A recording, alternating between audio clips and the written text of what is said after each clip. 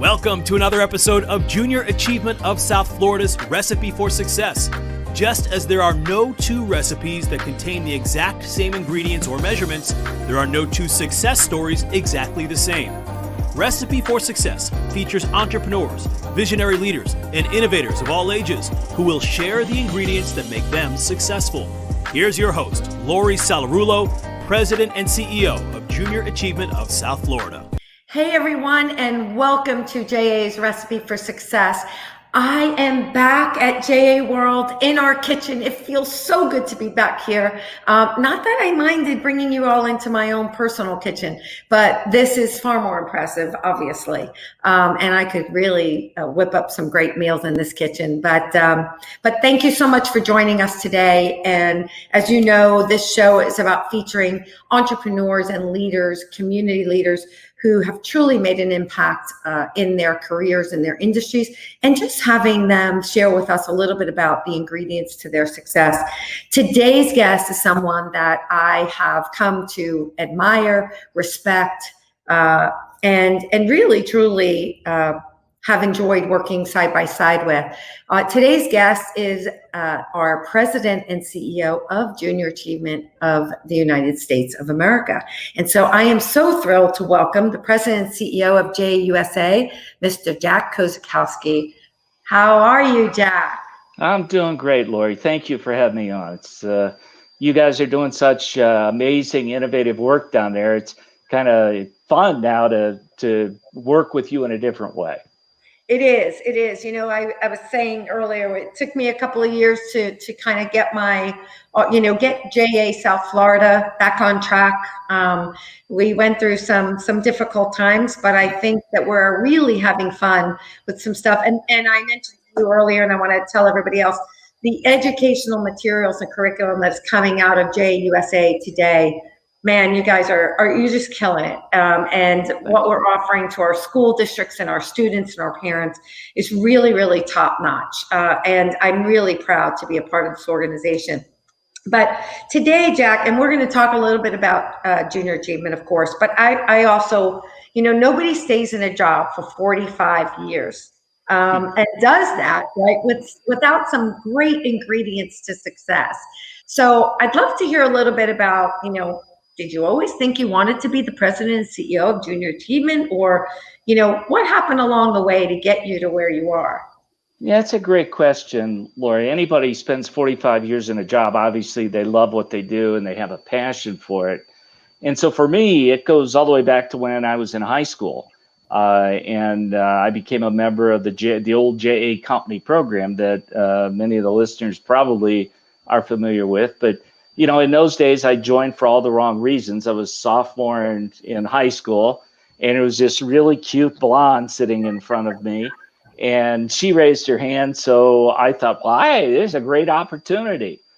And lo and behold, I went to the JA operation there, and this is back in Toledo, Ohio. And there was an advisor, one of the volunteers, that saw something in me that teachers hadn't seen, coaches hadn't seen, and took a real interest in me and gave me opportunities to do things. And so I got more and more involved in the program. I was a shy kid. I mean, I came from a background where, my dad had dropped out of high school to join the military. This is back World War II, ended up becoming a Marine Corps drill sergeant, which explains probably a lot about me. My mom had a high school education, but that was it. And so I didn't really have a focus on education, and I just kind of wandered through school. And, I look back on it, kind of had this feeling that things happened to me as opposed that I could make things happen. And through Junior Achievement and really selling, and you couldn't do this today, but going around selling door to door, you get a few doors slammed in your face, it kind of wakes you up and builds some confidence in yourself. And so that's really my experience in JA. And I had this opportunity. I received a scholarship. Otherwise, I probably would not have gone to college. And it was because of JA that I got a 4-year degree, first kid in my family to go to school. And then I had a tremendous mentor as I was going through the program there, who really taught me the highs and the lows about JA. And I developed such a passion that I just can't leave it. It's so much fun. I enjoy what I do. Well, we're glad you didn't leave it, because the organization is thriving, and its work has never been more important, right, than what we do today. Absolutely. And so I definitely want to touch on that a little bit. I talked about the curriculum and the experiential experience, right, that we are giving these young people that you just described that you went through. Talk a little bit about, for our viewers, just a little bit about, why you think what we do today is so important. Well, it's as important today, maybe more so than it was when I was growing up, because students are exposed to so much more than we were as young people, that sometimes all that technology and all the stuff that they're seeing just creates more confusion. And they lack the person-to-person contact, so that when we get a volunteer that goes into a classroom, or they come to a capstone facility like you have J World down there, and they actually interact with an adult who can provide them advice and counsel. For many kids, and I've over 45 years, I've met a lot of J alums, and I would have students come back to me and say, I never met anybody that had a job until I was in JA and I had to volunteer. So, right now, especially with all the societal issues and marginalized kids, we really show them that our private enterprise system is non-discriminatory. If you come up with a great idea, take that product to market, you can be as successful as anybody. So, I like to say that we give kids hope, that they see all the challenges around them, but they also get to meet great volunteers who have a successful track record of their own. And they start to do as I did as a kid and said, hey, I can do that. And there's nothing like self-confidence or an efficacy. I've been told that, from our educators, what we do, giving them that inspiration that will take them to the next step. Yeah, really, really true. And the other part, I think, of what we do, and it's interesting, at times people haven't thought it was as important, right, as the entrepreneurial and workforce readiness piece, but the financial literacy piece, right? If we're not seeing today, right, what the lack of even basic financial literacy knowledge can do and how it can devastate a family, boy, I don't know when we have, right? So I think this is such an opportunity for us to get out to families and children and make sure that they're prepared from a financial perspective, because we all deserve the opportunity to be secure, right? Have financial security. Yes. So Jack, so you came to Junior Achievement. You were in the program, inspired by this mentor. Then you went to work for Junior Achievement. But something you were doing for the last 45 years, or several things that you have done over the last 45 years, has gotten you from that person who walked in probably at an entry-level position to the president and CEO. What were some of the things that either you've been told or that you think contributed to your, right, that progression of you moving up to CEO, president, CEO, and being successful in that role? Well, it's funny, having reached 45 years and, looking back on my career, a lot of people will ask that question. So I have given it some thought. And, it really comes out of it is just a passion for what we do. And I always recommend to young people that when they're looking at jobs, money is great, something to look at, but most importantly, you want to find something that you like to do. Now, you think about what you and I do. Our primary job is to talk people out of their two most important assets, their time and their money. That's difficult. We get said no to more than probably any other person in the world. But those of us in this business that are successful are the ones that know what this does for the kids. And so when we're asking for money and we're asking for time, we're not asking for it for us. We're asking for it for those young people that that we see every day. What goes on and how successful they become. And Laura, in one part of my career, I spent about 5 years as the chief operating officer for JA Worldwide.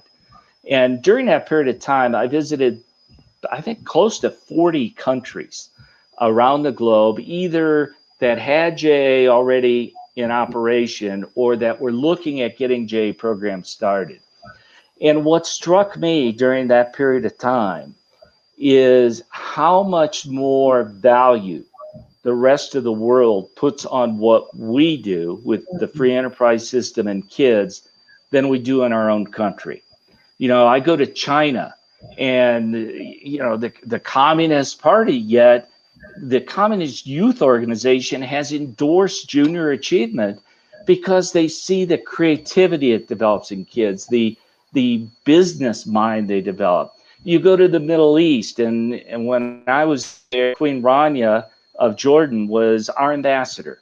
She could get me into any school system, and all those are nationally developed in the Middle East, and they bring programs and what we do because they knew that when their kids, and they were being highly educated, would grow up, they were going to look for something to do. And if they didn't have jobs and didn't know about creating a business, they're going to do other things.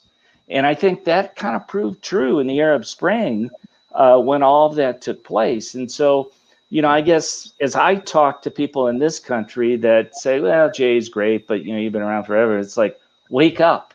These young people around the rest of the world are going to eat our kids' lunches if we don't get them to prepare to compete in that area. So sorry to get so passionate about this, but it's, No, I love it. it's just so important what we do. And we got to make sure, and there are those in this country who see that, but there's many who don't. And so we've got to get that message out. So viewers, if you're not familiar with JA, you probably are if you're watching this. We need you to become passionate advocates for the organization. Yeah. And getting the story out there is so important. So I want to go back for a second, and thanks for sharing that, Jack, because it also puts a different perspective on this for me. And it's interesting to think about why that is, that in our country, right, it's not as valued, as you said, right, in other countries. And I think that's a generalization. There's probably some places where it is more than others. But, so one, obviously, we have to tell our story, whether it's our personal story, our JA story, the story of what we do, and getting that out there is so important. But I want to go back to something also about, you working your way through and getting up to president. So you and I can work for the organization, and we can both be equally as passionate.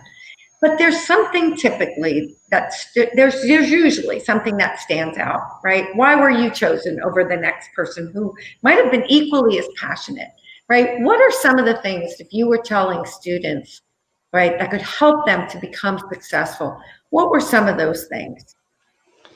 Well, I think, some of them unfortunately come across as cliche. I mean, if I look at myself personally, and especially in this role, humility is key. As you know, you and I in our roles get to work with the top business people, the top educators in the community. And too often I see people in our roles that start to forget that they're kind of the hired help here to get this done. And keeping your ego in check is really important. I mean, over the past 45 years, I've probably had 25 to 30 bosses, board chairs, business executives, most of them C-suite, and I've learned so much from all of them. You get invited to their parties, you get invited to do social things. And so I think the humility of understanding the role that I've always played over the years, is really to be the guy that gets the job done. And all those things are great perks, and I love these people, and I've learned so much. But in the end, our jobs are to make sure that we're delivering to those young people an experience that changes their lives, and providing schools with programs that enhance what they're already doing. And from a business standpoint, creating a future workforce or entrepreneurs that are going to benefit our system. And so always keeping that top of mind has been key to me. Yeah, I think that's a really good one. Ego and humility for sure. And those things can take somebody down, right? And Oh, can absolutely. prevent them from being a leader and from being successful. So I agree with you. You know, it's interesting. I mentioned earlier about that our educational team up there at JUSA has done some amazing work, and the digital, how they've transformed our materials. And you mentioned, you know, somebody said, "Oh, you've been around for 100 years." That's true, and you've been around for 45 years. Well, we didn't get here without changing, right, and staying relevant for the times. You didn't get to where you are without changing your approach and strategies over the years. Talk a little bit about, you know, from both perspectives, the importance of staying relevant and the importance of making sure that we are flexible and change with the times. Yeah, that's a good point, Lori. I mean, when you look at the history of our organization, I mean, not many companies, for profit or nonprofit, make it through 100 years. And so I believe it's in our DNA. And I think some of it comes from the business leadership that we receive. I mean, you think about it, when I first got involved in the program, there was one program. It was an after school program only for high school students. And we were reaching, in its heyday, about 300,000 students a year. You know, lo and behold, people that came before me saw the vision that, you know, the kinds of things we were trying to teach young people had already been formed, those ideas, by the time they got into high school. So that's when we decided, you know, number one, we should go in school. And, you know, number two, maybe broaden it out. And we finally ended up as K-12. So thinking differently is key. And, you know, even before the pandemic, we were already looking at, as you know, blended learning. And the great irony to me is that, you know, 5 years ago or 6 years ago, when we started looking at blended learning and a learning management system, I'm not sure many people were ready for it. You know, within our own organization, we had programs, but it really wasn't being adopted because it's always easier to do what you've always done. Right. But we fortunately saw, our leadership team, that we needed to be ready. And so, as bad as this pandemic has been, and it's terrible for a whole lot of reasons, but I would say from the perspective of junior achievement, we've been through wars, we've been through recessions, we've been through you name it. But never have we had both our funding challenged and the demand for our programs challenged because of schools closing that we have today. And so the good thing about this is it really forced all of us to change, whether we wanted to do it or not. And we're seeing that in our school systems. I think that, you know, many schools were early adopters of a blended learning approach or a distance learning approach. But again, just like we were stuck in our ways, many schools were stuck in their ways. Now, guys, we got to change. And so I think accepting that change and stepping up to the change is critical, you know, just to remain relevant. I mean, we're even starting to look at and hearing from businesses that, you know, you guys do a great job K through 12. But what about, you know, alternative pathways? Kids that maybe aren't going to go to a 4-year university anymore, and they end up in a technical college or a community college. And so we're starting to look at, do we expand the scope of the target audience that we have to be able to reach those students? Because some people say, well, you take them to 12th grade and then you drop them off and they got nothing. But that's kind of the internal debate we're going through right now, because there's some people that say, okay, you're reaching 4.8 million students a year. That's still only about 9% of the K-12 population. Why would you expand your target market? But, being able to deliver young people that are going to be effective in careers is our mission. And so do we take that on or not? So Yeah. constant change, constant change. Yeah, but what that says to me, as a leader, Jack, right, and seeing when I hear a leader like you talk about that, what that says to me is that you are listening to the needs, right, of our communities, of our nation, of our business leaders. And so that's driving, right, a lot of these conversations and how we make sure we are a solution provider, right, and we stay relevant. And I think so being open and listening, right, is so important to what's happening. And you and I talked about that a little bit.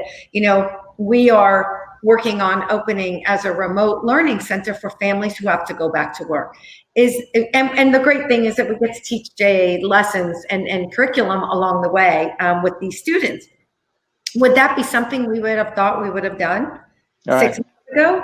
No, but we are listening to the needs of the families in our community and our partners within this community, and how do we all come together and solve the problem. And so I love that I'm hearing that openness to listening to what the needs are.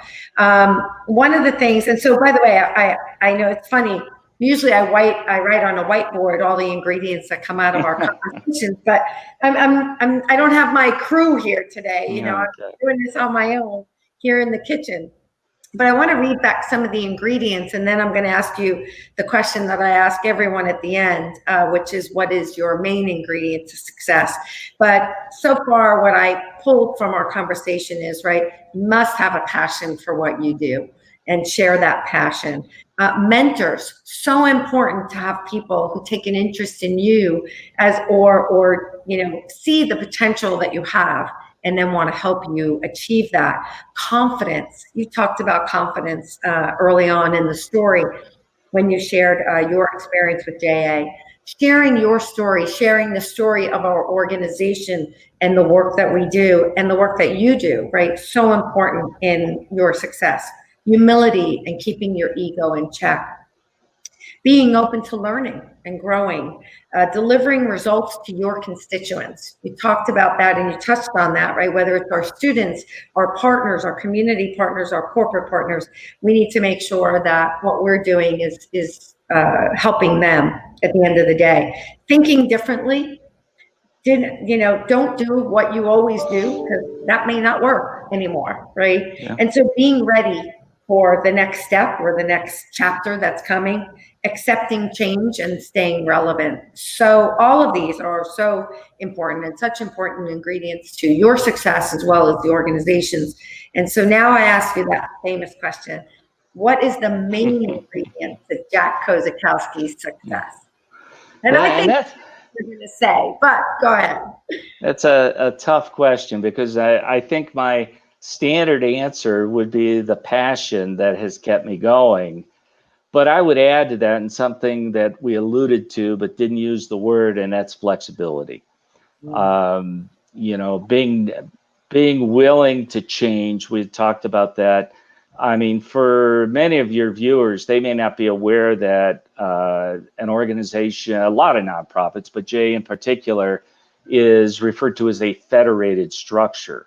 And so what that means, for those of you not familiar with that term, is that we have 105 offices located across the United States, but none of them directly report to our national office that I oversee, but they are local independent NGOs, nonprofits in the communities they serve.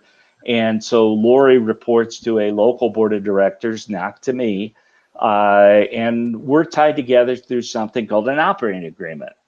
And so while I think that in a big corporation, you have to be responsive on the way down, all the way down through the network, I think in a federated structure, really forced to listen to those 105 different voices that are actually working directly with our customers, with our stakeholders I have to listen to them. Our office is in Colorado Springs. Unfortunately, in my role now, I don't get to deal with students much anymore, which, I always enjoyed doing. So, you really have to listen. And there's that old saying, the shoe's never on your foot.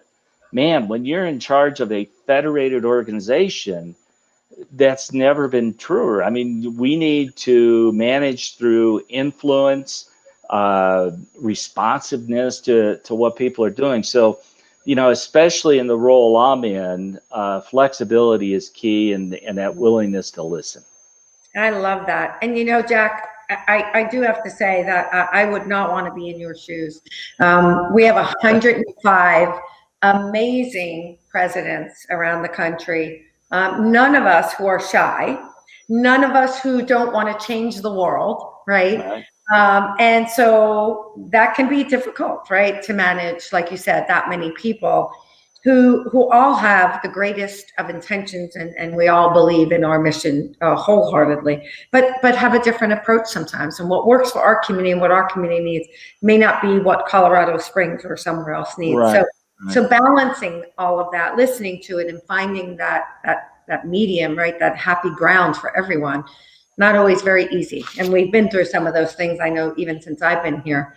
So I have to commend you for that. And you make the best decision you can, right? And you have to be flexible enough that if that decision doesn't work out the way you thought, that you're open to changing it, right? Yeah, I mean, it's very seldom that we will put out an edict that people have to, you got to do it this way. I mean, we've adopted this terminology for policies, fixed, flexible, and freestyle. And so, certain things in our organization, local markets do different things, and that's good. We encourage that. That's innovation. Some things are flexible. You can do it this way, that way, or another way. But there's certain things that have to be fixed. I mean, the brand that we have, the logo, the mission has to be the same. Now, you can accomplish our mission in a lot of different ways, but if we would have a local market that would decide that they're going to go into, I don't know, you pick it, some subject matter, we would have to draw the line there. But otherwise, it's that constant fixed, flexible, and freestyle. And I always say that the federated structure is really our greatest strength. Now, it can be a weakness, but it's our greatest strength because there in South Florida, you have a tremendous board of directors who are influential in the community. And because they kind of own the local operation, they're bought in. If they thought that everything came down from on high in the mountains in Colorado, they wouldn't have the same interest, passion, and buy-in that they do now. Yeah, really true. Well, Jack, I love that fixed flexibility and freestyle. I'm going to have to use that down here with our team. I want to say thank you. Thank you for the opportunity, to work for this amazing organization and to work with you. And even more, I want to mention, I would be remiss if I didn't mention that you have an amazing team behind you, truly passionate people who, as you mentioned, right, all of these things also are applied to them. They're always so willing to work with us, help us figure things out, being flexible when they can, and staying relevant and being innovative. So thank you to all of them. Thank you to you. And I'll never make it 45 years. I get too old, even though my mom is only 49, so I think that makes me 29. But yes, I still won't make it 45 years. But I've had 5 amazing years, and my hope is that this is the organization I will finish out my career with. So thank you again for being with me today on our show and for sharing your story and more about JA for our viewers. Well, it's been my pleasure. And Lori, I hope you stick around a long, long time. And for the viewers, because I know a lot of them are going to be from South Florida, please know what a tremendous operation we have. And you all are fortunate to have that in your community and have a leader like Lori. So thank you. Well, I appreciate that, Jack. Thank you so much, everyone, for watching. I hope that, we've inspired you. If nothing else today, we have inspired you to get involved with Junior Achievement, find out more about what we do, and, just make a difference in a young person's life. So that's what we do, and that's what we love. So thanks, everyone, for watching. Look forward to seeing you on the next episode of JA's Recipe for Success.